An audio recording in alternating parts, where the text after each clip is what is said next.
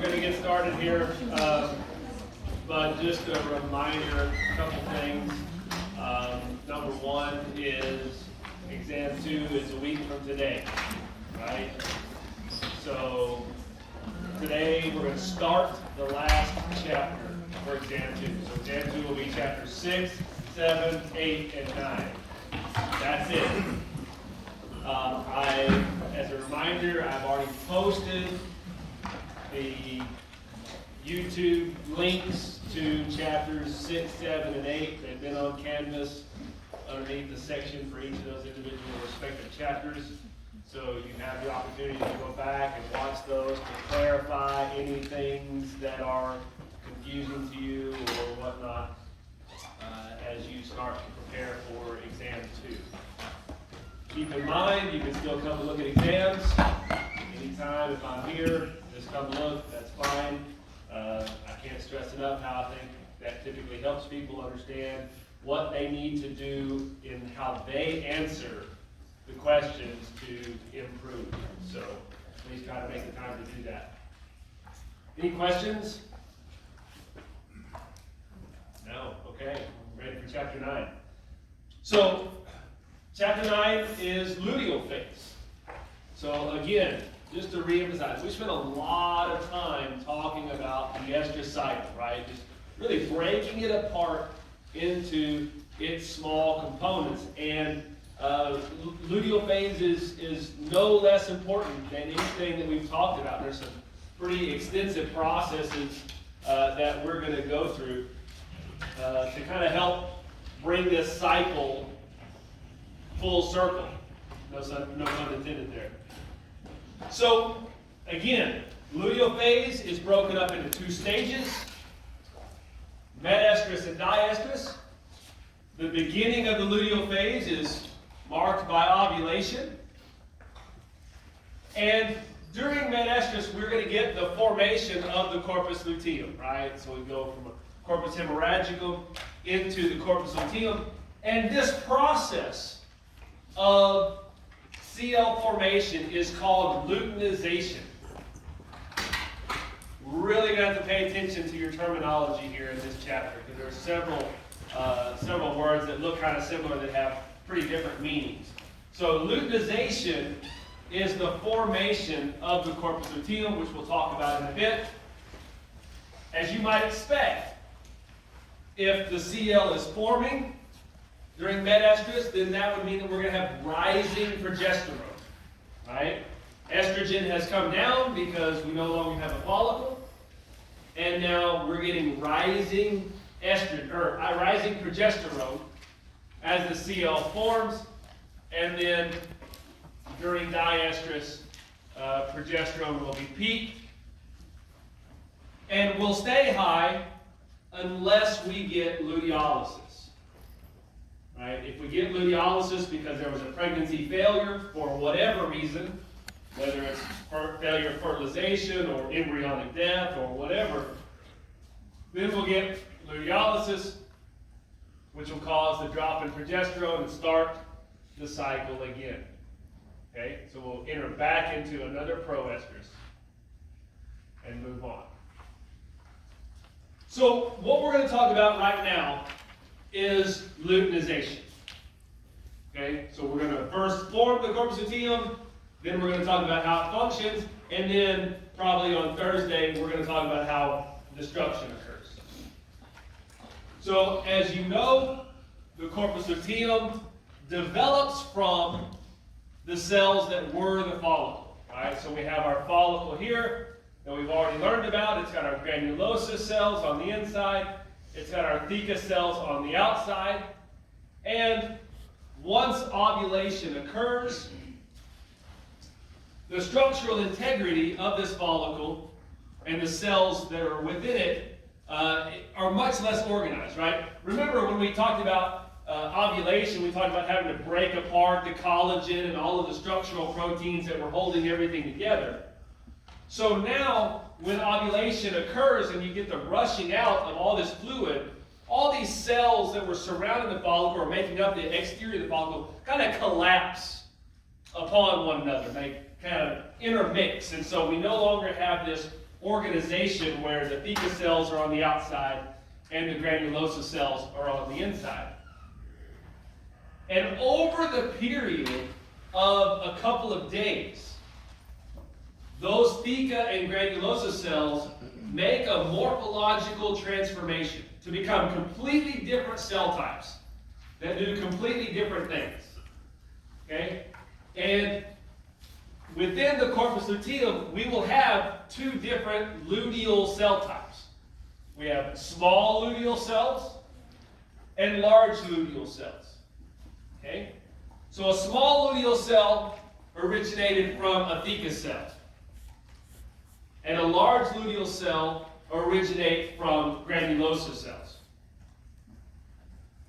Now, you're going to remember that in the follicle, to make estrogen, both theca and granulosa cells were required, right? They had to work together because the theca cells could only produce down to testosterone, and then you needed the granulosa cell to convert the testosterone into estradiol.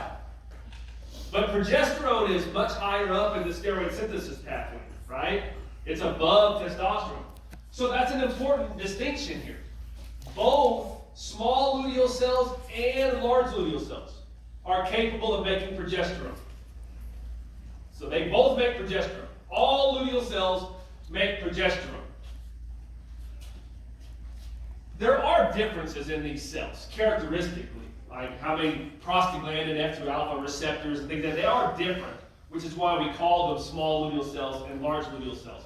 But for our purposes in this class, functionally, they're the same, right? They both make progesterone.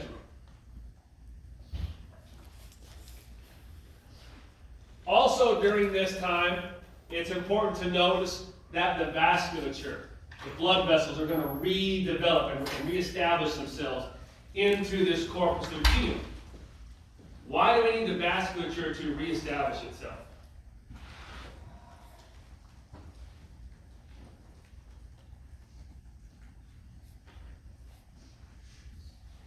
I mean, other than for the cells to survive, right? Because you need nutrients.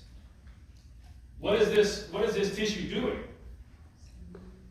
What's that? It's producing hormones that need to go where? Everywhere, right? We got to go to the brain, we got to go to the uterus, we got to go to the mammary gland, we got to go to the liver, we got to go everywhere. So it's very important that we reestablish the blood supply so that the progesterone that these luteal cells are making disseminates out to the rest of the body to achieve the functions of progesterone, right? Which is hopefully stop the female from cycling and establish pregnancy, right? Pregnancy is a pretty major physiological change. And it started right here with this progesterone. Yeah. So the blood vessels are what are redeveloped in the corpus luteum? No, they just develop within the corpus luteum, right? They're just it's an important structure that helps the corpus luteum achieve its function, right? And when we talk about luteolysis, we're going to talk about, kind of bring this full circle about what happens to kill the corpus luteum. Because ultimately we're going to choke it out a little bit. So this kind of, it works both ways, the good and the bad, so to speak. So that's the formation, that's luteinization, the formation of our corpus luteum. Now, the book has a series of slides here. We're just going to kind of briefly go through them about how visually how the CL forms, what it looks like during metaestrus, diestrus, and then luteolysis. So this is a cow. Here's our progesterone profile. So rises by about day 4, reaches its peak by about day 7, plateaus until luteolysis, which will occur at about day 16 or so if the cow is not pregnant. I want to point something out because I hate when the book does this. Okay? So we'll talk about what causes luteolysis, probably on Thursday. But notice here that the way the book drew this is that you've got this black box that's signifying when luteolysis is occurring. But notice that progesterone has already started to decline. That's not real. Okay? Progesterone won't start to decline until luteolysis is initiated. So as soon as you start to see the drop in progesterone, you know that luteolysis has started. Okay? So that's just kind of being inaccurate with their drawing here. So I just want to point that out. Luteolysis is what would make progesterone go down. In the absence of luteolysis, she thinks she's pregnant, and progesterone will stay high. All right, so here's our cow. We have ovaries collected at different times. So here's an ovary collected day 3 to day 4. We can see our corpus hemorrhagicum here, right? So it still looks a little bloody and bruised. We've got the kind of this little dimple in the middle where that was the weak spot that actually ruptured before the tissue collapsed upon itself. Corpora lutea are kind of like icebergs, right? You see some of it on the outside, but a lot of the tissue is on the inside. So it's always nicer to be able to ultrasound a CL than it is to palpate a CL because you can truly assess the size by ultrasound. So here we see on day 7, we've got a growing corpus luteum here. What's this? And this. What's that? Other follicles. They're antral follicles, right? I'm pointing this out because we have to think about those follicular waves that we were talking about, right? Kind of put all this stuff together mentally. What's going on? So these are selected follicles that are developing through this first follicular wave. What's going to be their fate? Atresia, right? Why? Because I got this corpus luteum sitting right next to them, right? And that corpus luteum is making progesterone. So just try to pull these pieces that we've learned together so you see it here in this picture. Yeah. Not in the first wave. In the first wave, progesterone is high, right? Progesterone is the dominant hormone. Inhibin is only going to cause atresia on the non-dominant follicles. Okay? That's the biggest difference between the first wave and the second wave. In the first wave, progesterone is high. Progesterone is the dominant hormone. In the second wave, after we get rid of progesterone, then inhibin becomes a bigger player in causing the lesser follicles to die. All right? Here is a fully functioning, quite large corpus luteum. Notice, just for interesting purposes here, when they cut this corpus luteum open, it has a little fluid-filled cavity in it. And yes, if I ultrasounded that little thing, it would look like a black circle full of fluid. And you might think, oh, well, that's a follicle. No, it's not. And you'll see the thick luteal tissue surrounding it. So you can see that and distinguish that on an ultrasound. And then, during luteolysis, we've got our corpus albicans, right? It's now white in color because we've restricted its blood flow. It's still quite large on the inside, but it is regressing. And I'll point out here, this structure right here is the corpus albicans from the previous cycle.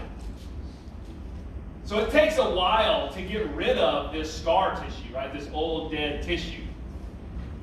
She's already 2 cycles in and we can still see that tissue. It's not doing anything, but it's still there, right? So from a clinical diagnostic perspective, if I saw that, I'd go, okay, she's at least been cycling for the last 40 days, right? I'd at least know that she's been cycling a while. Yeah. So it's basically just dead. It's dead. Yeah, it's just dead scar tissue, yeah. Can a new follicle on like the next cycle pop up with the scar tissue, or No, but it can be right next to so it. it's like taking up surface area? Yes, the ovaries are dynamic, and that they grow, for lack of better terms. I mean, you've got the basic structure, but then the follicle will grow, or the CL will grow, and then it'll regress and grow and regress and grow and regress. Or in the case of a follicle, grow and ovulate and grow and ovulate, right? If we superovulate, the ovary will get quite large. Then once they all ovulate and go away, you know, it'll come back down. So if we super ovulate them and they have all over and now they have scar tissue all over, will they be able to ovulate next time? Sure. It's not like this trauma, right? It's just the dead tissue is here, and you know, micron away is another perfectly fine functioning follicle, and that's one that gets recruited, then it'll be fine, right? I mean, remember, there's hundreds of thousands of follicles in this ovary, right? It's all at the microscopic level, and so just because something grows and regresses, I mean, something literally a fraction of a micron away is still perfectly fine and healthy, right? It's not a trauma there. It's just there's remnants of this tissue, these structures that developed and regressed. All right, here's a sheep. We'll notice a couple things here in the sheep. Number one is we've got multiple corpora hemorrhagica now, right? So we have singles, but also twins or triplets. Same thing here. They're showing these, they look a little pale. Sheep CLs are not normally this pale. They're a little more red than this. But fundamentally, they're very, very similar to the cow. Obviously, the estrous cycle is only 16 and a half days, so that part has changed. But everything else is fundamentally very similar to the cow. The pig has a very different progesterone profile. It doesn't plateau like the cow or the sheep does. And luteolysis is actually initiated earlier in the cycle at about day 13 or 14, even though they have a 21-day cycle. The ovaries look a lot nastier in the pig, right? Because when you've got this multi-ovulatory species, then you have a whole bunch of structures at any one time. And so here's the ovary with all of the corpora hemorrhagica on them.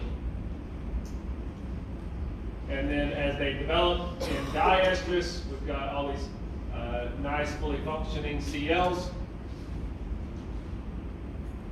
This is an interesting study. This was an interesting thing that I'll have time to talk about. So pigs are kind of cool, right? They're litter bearing. To establish a pregnancy in a pig, you have to have 2 fetuses in each uterine horn. Okay? If you had 3 piglets in one horn and 1 piglet in another one, she's going to lose her pregnancy. Okay? You got to get at least 2 piglets in each side. Now later on in gestation, like if the fetus died or something after pregnancy was established, you know, the pregnancy could survive. But to establish pregnancy, you got to get 2 in each horn. Well, there was a professor who did a lot of swine research by the name of Phil Zuck, and he wanted to know how many CLs were needed to maintain pregnancy. And so what he did was he got some sows pregnant, and then he strategically went in there and removed the CL or CLs as he was going throughout gestation. Kind of a cool fun fact. These things will just kind of pop right out. Kind of cool. And so he would go in, I don't remember the exact timing, but he would go in at like day 20 of pregnancy, like, okay, I'm going to remove 2. And then he'd go back in at day 35 and go, okay, I'm going to remove 2 more. Then I'm going to go back in and I'm going to remove 2 more. And he got it down. If he just maintained 2 CLs, that was enough to maintain pregnancy. She would not lose her pregnancy if she just had 2 functioning CLs. So, kind of interesting. Obviously, has little practical application, but just an understanding of how much progesterone is needed to maintain pregnancy. Why they They have to be on both sides because basically, if you don't have any piglets on this side, right, this side is not going to get all of the signal, right? So it's going to release prostaglandin F2 alpha, which is going to signal to cause luteolysis to start over. So it's a prostaglandin F2 alpha factor. We'll talk more about that too on Thursday. And then here's an ovary with a bunch of corpus albicans. And again, a couple days later, they're going to have a whole bunch of dominant follicles on there, right? These transitions are very rapid. All right, here's the mare. Remember, mare is very different because her ovarian makeup is switched, right? So all the tissue on the mare is going to be on the inside. So you have to actually cut into the ovary to be able to see the luteal tissue. It looks a little, I'd call it like meatier, right? Like more like a steak with marbling in it. Yes, I was a meats judger, and that's kind of gross to be thinking about. It looks like food to me, but it does. The profile is very, very similar to the cow. The one thing you'll notice is estrus is a lot longer in the mare, like we talked about. But fundamentally, you can just kind of see some of the differences by species, right? How they look differently as we go forward.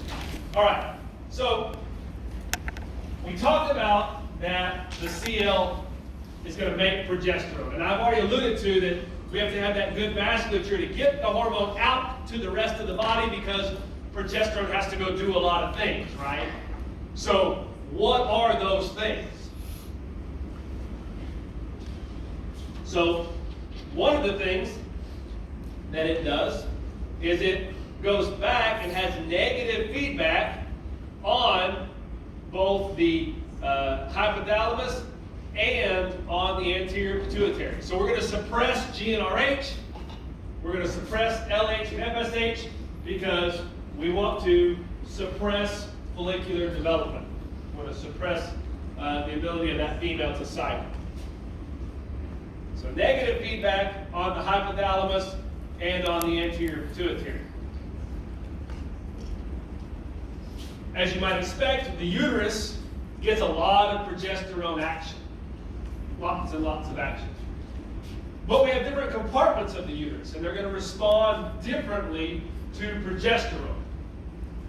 So as example, one of the functions of progesterone is to inhibit contractions of the myometrium. Why do we want to inhibit contractions of the myometrium? So the baby doesn't come out, right? Yes, exactly. We don't want preterm birth. Or in our livestock species, abortion, right? Because we don't really have preterm birth in livestock like we do in women. But we have to prevent the myometrium from contracting.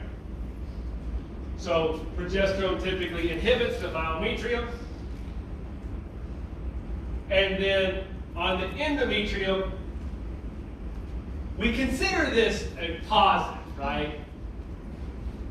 Progesterone is positively promoting an environment that is conducive to embryonic growth and survival, right? That doesn't mean that every gene goes up. In fact, some genes need to go down. But the actions are believed to be, or considered to be positive because pregnancy is positive, right? Pregnancy is the goal of biology. So progesterone acts on the endometrium. This was actually my PhD project. My PhD project was looking at the effects of progesterone on growth of the sheep embryo and on the endometrium. And so we had this little like positive sign here.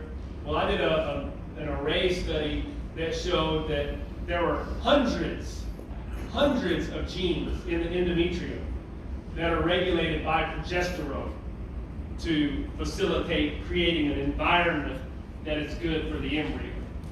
So, sounds really simple, way more complicated than that. These actions are to stimulate secretions of the uterine glands, as well as change the epithelium, the mucosal layer, so that our embryo can attach to it. Oddly enough, though, this is kind of cool gee whiz factor, in addition to creating this environment that is conducive to the embryo, progesterone also increases the enzyme responsible for the synthesis of prostaglandin F2 alpha. Which doesn't seem to make a whole lot of sense, right? Like, why would you make the enzyme that is going to turn around and kill the corpus luteum, right?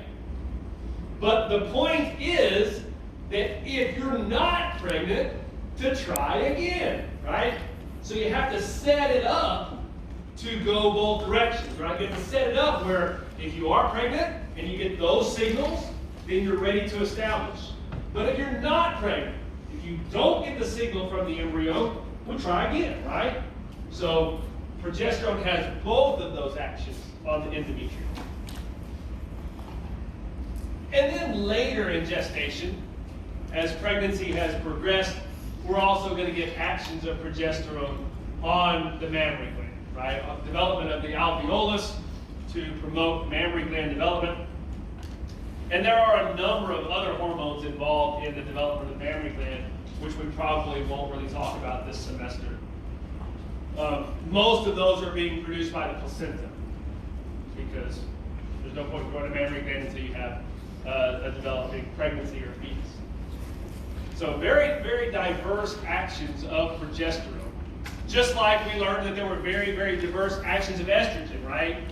Think about all those different targets of estrogen action. There's really a lot of communication going on. All right.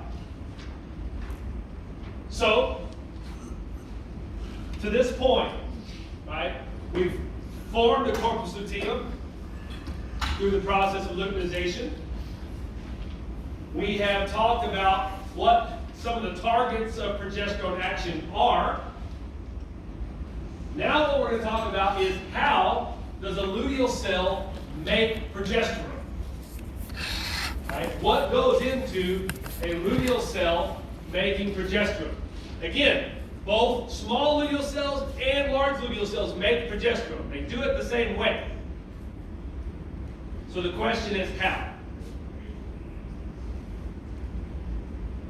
We all know to this point that the common precursor for all of our steroid hormones, including progesterone, is cholesterol, right? So we've got to have cholesterol action. Now, one of the things to notice, and I usually consider this step 1, not step 2 here, but the luteal cell makes progesterone in response to LH. Okay? Everybody always thinks about LH's role being ovulation. Why do they think that? Right? Because there's a giant surge, right? If you look at the profile of LH in the cycle, right? So here's day 0, here's another day 0, right? If you look at the profile of LH, it would be a giant peak followed by a whole bunch of little peaks, and then another giant peak, right? And you would say, oh my gosh, look at how tall it is. This must be when it's important, right? That's common sense. But all of these little peaks are responsible for the production of progesterone from these luteal cells. Okay? So just because the peaks are low, you cannot discount the importance of them. Right? This period right here is basically the equivalent of males. Right? This is what we have. Constant. Because we don't have a surge center of the hypothalamus, right? All of this production of GnRH and LH is simply the tonic center of the hypothalamus functioning normally. Small pulses every 4 to 6 hours. But in males, those pulses are enough to maintain testosterone. And in females, those pulses are enough to maintain progesterone. Okay? So don't discount how important LH is for function in the luteal phase. And in fact, what does LH stand for? Luteinizing hormone. Luteinizing hormone stimulates luteinization, the formation of luteal tissue. So the name says how important it is for this process. So what happens when LH binds to its receptor? Right? So we've got our luteal cell there on the ovary, right? Our LH is made way up there in the anterior pituitary. It's traveling through the blood, right? And boom, it binds to its receptor here on the luteal cell. What happens? Well, through the activation of the second messenger system, right? We've already learned about this. When LH binds to its receptor, it's going to cause luteal cells to make 3 different proteins. Okay? 3 different proteins get made through that whole transcription, translation crap we already talked about, right? That's the process that's occurring here. So what are, yeah? Is your test cumulative, like it hurts from my lab test, like what? This test is over at chapter 6, 7, 8, and 9. So, the production of 3 proteins, the book labels them A, B, and C. And I'm fine with that. Except, well, I'll tell you what the name of C is. So, these proteins that are made in response to LH binding to its receptor have 3 different functions. Okay? The first function is we have to move cholesterol into our luteal cell. We have to get it into the cell.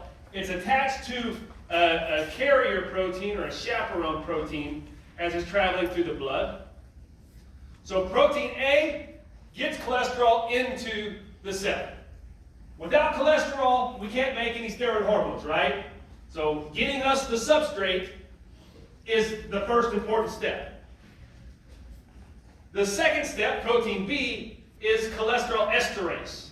And what it does is it cleaves off the carrier protein. So now we have free cholesterol that's ready to be utilized.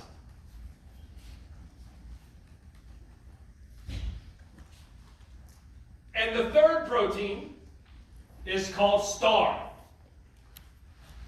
steroid acute regulatory protein.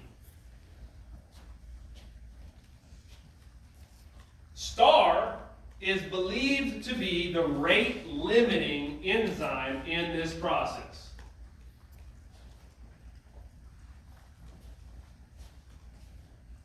And what STAR does, its function, is to move cholesterol from the cytoplasm into the mitochondria.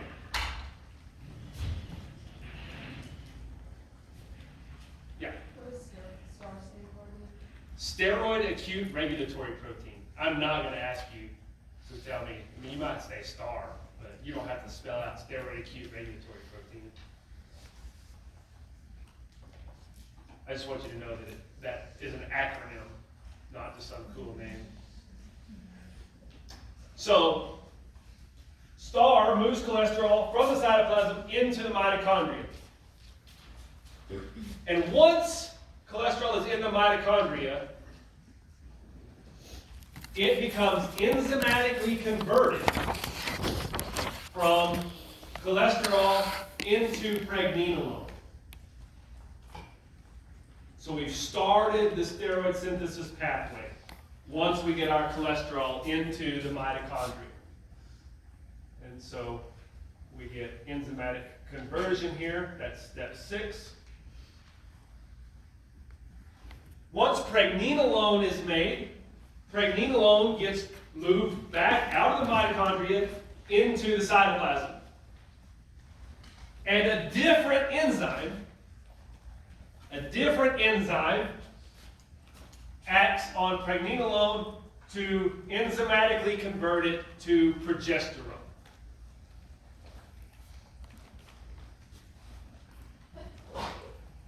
Okay? And once progesterone is made in our luteal cell, then it leaves the luteal cell, goes into the blood vessels, and leaves, right? Leaves the corpus luteum.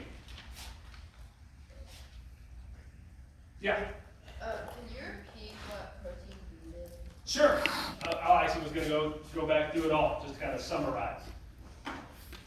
So LH is going to bind to its receptor on the luteal cell. And that binding is going to cause the synthesis of 3 important proteins.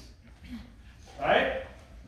The first protein, its job is to bring cholesterol into the luteal cell. Okay? Once cholesterol is in the luteal cell, protein B cleaves off its carrier protein, its chaperone. Okay? Because it had been going through the blood with the chaperone protein. So it cleaves that off. So now we have free cholesterol. Star then moves that free cholesterol from the cytoplasm into the mitochondria, where that cholesterol is acted upon by enzymes that convert cholesterol into pregnenolone, which is a precursor for progesterone. Right? Pregnenolone then goes back out into the cytoplasm. It's acted on by a different enzyme to convert it to progesterone. Okay? So why do we have to move it from the cholesterol from the cytoplasm to the mitochondria, then back to the cytoplasm? Why don't we just do it all in the cytoplasm? You don't need ATP. I mean, you do need ATP, but not for that.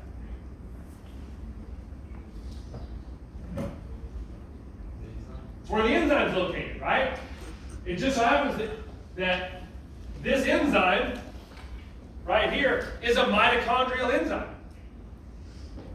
So if that's where the enzyme is located, then that's where you have to be to achieve that step. So we can do really cool things with a centrifuge, believe it or not. And we can actually, if we had cells, we can actually do different digestions and centrifugations that would allow us to get the plasma membrane portion, the cytoplasmic portion, and the mitochondrial portion. We could get them all separated from one another. And if we were steroid biochemists, we would do that and then analyze each of those fractions independently to figure out what's there, right? And that can help us decipher how these cells work and where things are happening. Okay.